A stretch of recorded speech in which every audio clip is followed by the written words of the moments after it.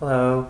This message is from that I've created is based on Exodus chapter 20, verses 1 through 17. It is one of the two different versions of the Ten Commandments, and so we're going to be looking at that. And the message I'm going to share, I've called it "Committing to God's Code of Conduct."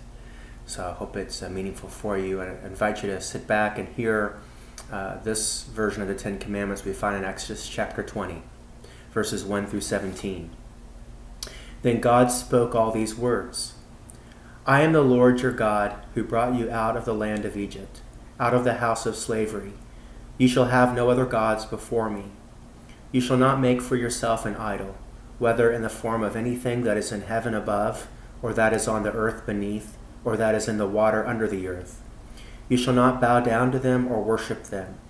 For I, the Lord your God, am a jealous God, punishing children for the iniquity of parents to the third and the fourth generation of those who reject me, but showing steadfast love to the 1,000th generation of those who love me and keep my commandments. You shall not make wrongful use of the name of the Lord your God, for the Lord will not acquit anyone who misuses his name. Remember the Sabbath day and keep it holy. 6 days you shall labor and do all your work, but the seventh day is a Sabbath to the Lord your God. You shall not do any work, you, your son or your daughter, your male or female slave, your livestock, or the alien resident in your towns. For in 6 days the Lord made heaven and earth, the sea and all that is in them, but rested the seventh day. Therefore the Lord blessed the Sabbath day and consecrated it. Honor your father and your mother, so that your days may be long in the land that the Lord your God has given you. You shall not murder, you shall not commit adultery, you shall not steal, you shall not bear false witness against your neighbor, you shall not covet your neighbor's house, you shall not covet your neighbor's wife, or male or female slave, or ox, or donkey, or anything that belongs to your neighbor.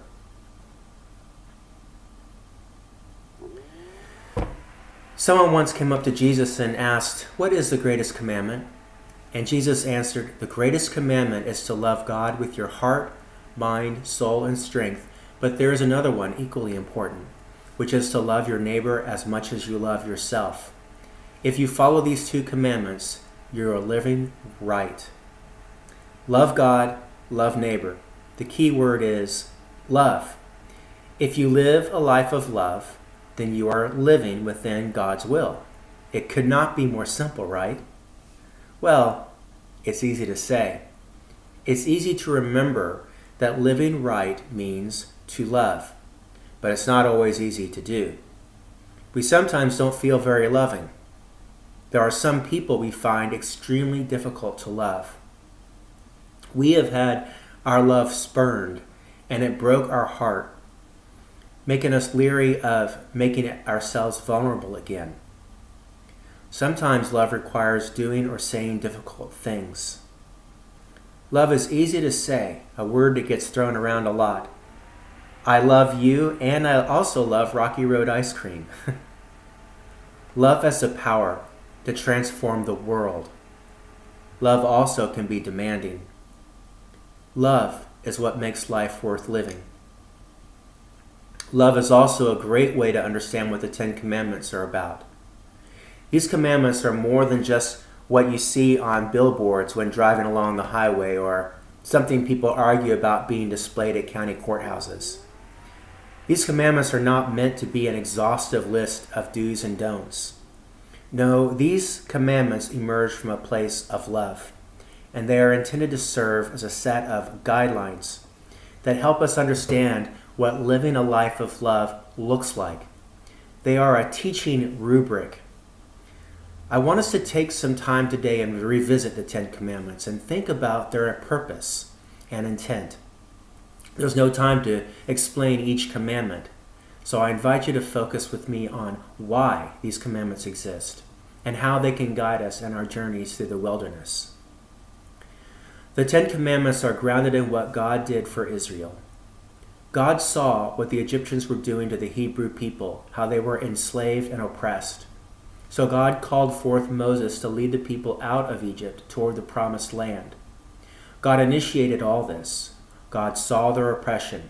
God raised up Moses. God worked amazing signs of power. God led them through the wilderness. God brought them to Canaan, to their land of freedom. God did all this. Now that God had done all this, having delivered them from bondage and brought them to a land where they could live in freedom, the question for Israel became, how can we demonstrate our gratitude? Because you are our God, how do you want us to serve you? See, this is the important point to remember about these commandments. God had acted to save the people from slavery. God acted first by claiming Israel as God's people. Israel was the recipients of God's gracious act of liberation. It was only natural for the people to want to know how the God that delivered them wants them to live. They couldn't just say, "Thanks, God, we'll take it from here. Why don't you go on and find some other people to save?" That's ridiculous. They owe their freedom to God. Without God, they would still be enslaved. It was only right and natural for them to want to know how they might serve the God who had freed them. And so, God provides the people these commandments to help them get a sense of what was expected of them. God gave these commandments so that they have some direction on how to properly love God and love one another as a community. What God gives Israel in these commandments is a kind of hedge. By that I mean a boundary line. If you stay on this side of the hedge, all is good. But if you cross over the hedge, you are straying into dangerous territory. One way to look at these commandments is God saying to Israel, whatever you do, make sure you obey these commandments. If you do these things, stay within the lines, you'll be good. Also, note that these commandments are all about action. They are about worshiping God instead of any other gods. They are about not making idols. They are about keeping the Sabbath, honoring your parents, not killing or committing adultery or coveting your neighbor's stuff. These commandments are about how you live your life.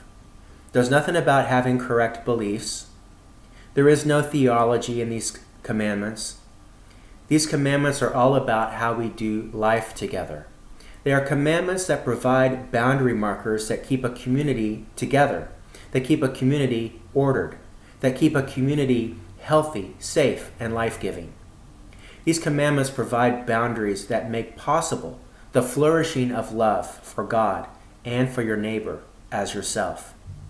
If you want to be a part of a community of love, these commandments set up a hedge of protection for such a community. When the people ask their liberating God, "What do you want us to do?" God's reply is, "Obey these commandments, and you are doing what I want you to do." So what about us? God gave these commandments to a specific people in a specific time in history. Are we meant to follow these commandments as well? First of all, the God of Israel is our God too. As Christians, we believe there is only one God, the creator of the heavens and the earth, the source of power, the source of love and life. There is no other God. Our faith is not one that affirms the existence of a multitude of gods and goddesses. We believe there is only one God. But also, let's face it, the Ten Commandments provide an excellent code of conduct for us.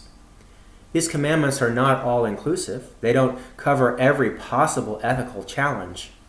And we can always boil it down to the bumper sticker, love God, love others, love self. That's it in a nutshell. But these 10 commandments provide a bit more explicit direction for us as to what loving God and loving others looks like. There are boundary markers for us as well.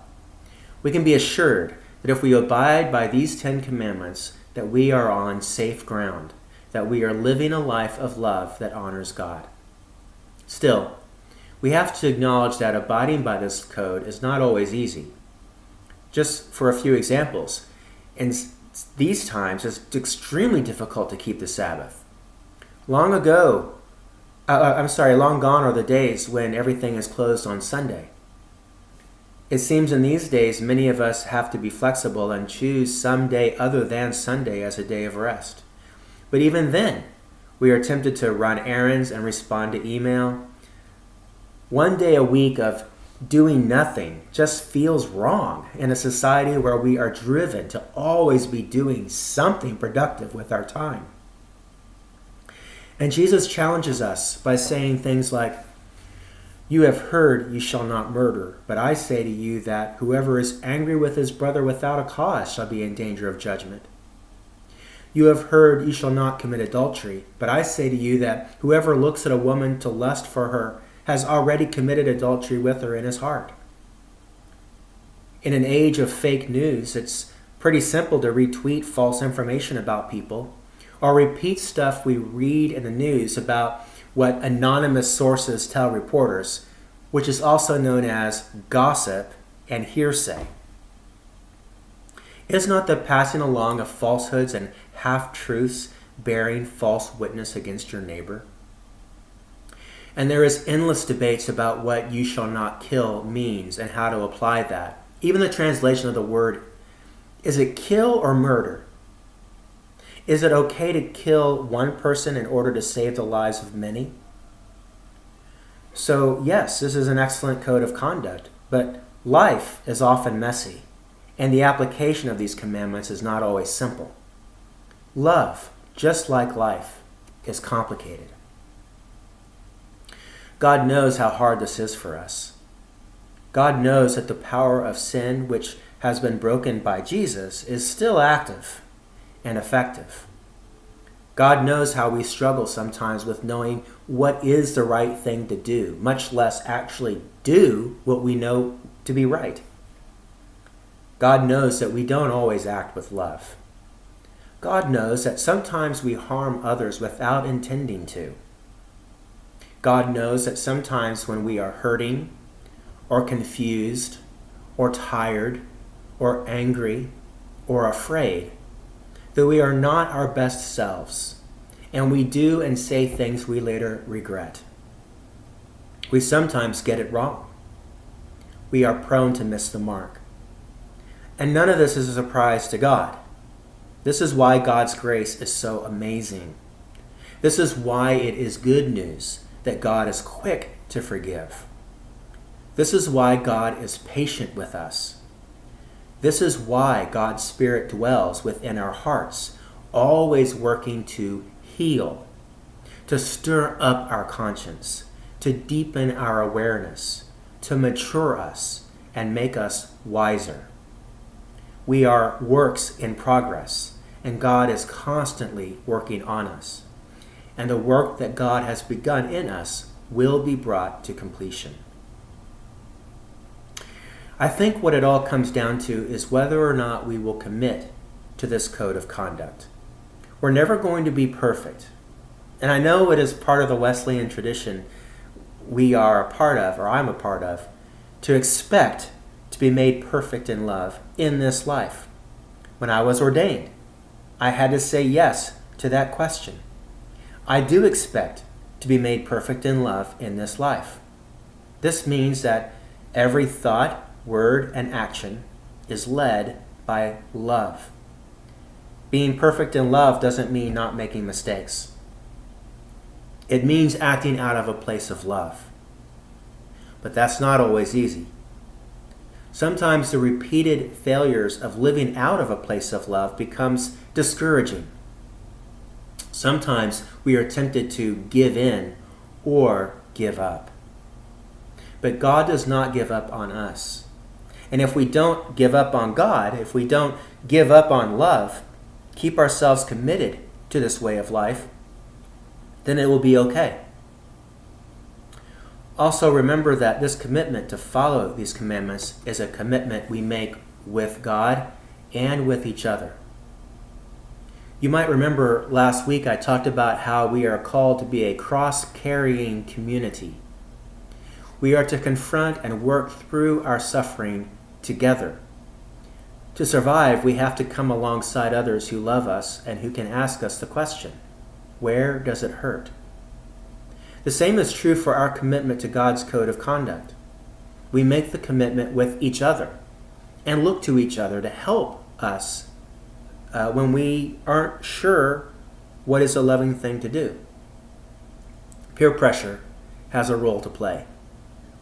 What I mean is, it's a lot easier to follow through with commitments when you are surrounded by people who share the same commitments.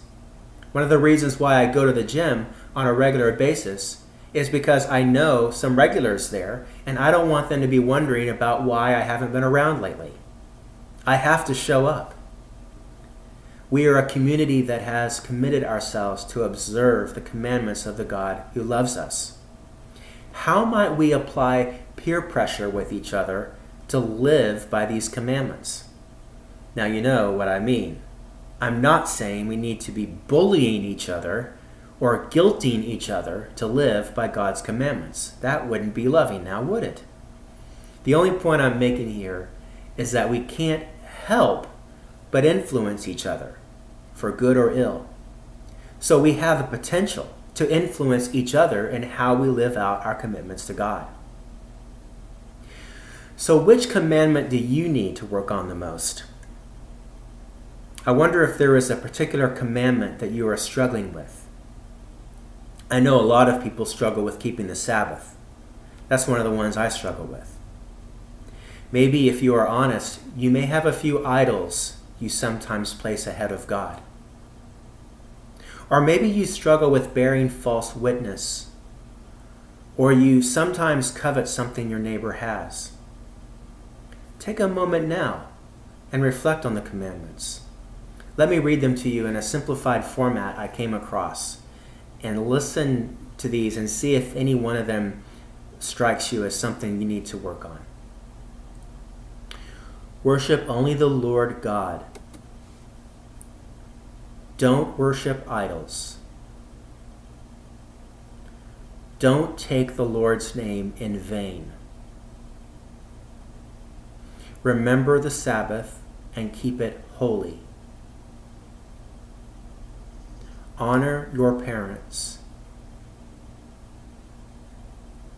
Do not commit murder. Do not commit adultery. Do not steal. Do not lie. Do not covet what other people have. Which one of these speaks to you as one you need to focus on?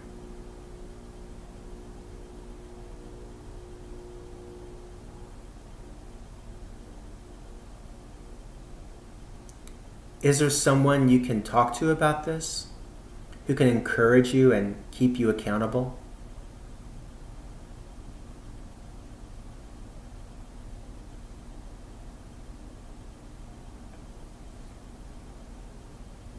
If you're drawing a blank, I invite you to keep thinking about it.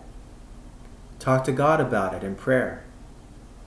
Ask God to help you keep your commitments to this code of conduct, even as you express your gratitude to God, who loves you and will never abandon you. Thanks for listening, and I'd encourage you, if you have not, to subscribe to this channel, and also if you click on that bell, you should receive a notification whenever I upload a new video. So be well, and I'll see you again.